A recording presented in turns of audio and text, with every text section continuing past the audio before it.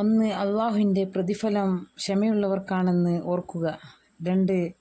നിങ്ങൾക്കായി അള്ളാഹു ഉണ്ടാക്കിവെച്ച പ്ലാനിൽ വിശ്വസിക്കുക. 3. യക്കൂബ് നബി അലൈഹിസ്സലാമിൻ്റെയും മുഹമ്മദ് നബി സല്ലല്ലാഹു അലൈഹി വസല്ലമ തങ്ങളുടെയും പരീക്ഷണത്തെക്കുറിച്ച് ആലോചിക്കുക. നബി സല്ലല്ലാഹു അലൈഹി വസല്ലമ തങ്ങളുടെ പ്രിയപത്നിയായ ഖദീജ ബീവിയും 7 മക്കളിൽ 6 മക്കളും നബി സല്ലല്ലാഹു അലൈഹി വസല്ലമ തങ്ങൾ ജീവിച്ചിരിക്കുമ്പോൾ തന്നെ മരണപ്പെട്ടിട്ടുണ്ട്. ചെറുപ്പത്തിൽ തന്നെ അനാഥനാവുകയും ചെയ്തിട്ടുണ്ട്. അത്രയും ബുദ്ധിമുട്ടുകൾ പ്രവാചകന്മാർ പോലും അനുഭവിച്ചിട്ടുണ്ട്.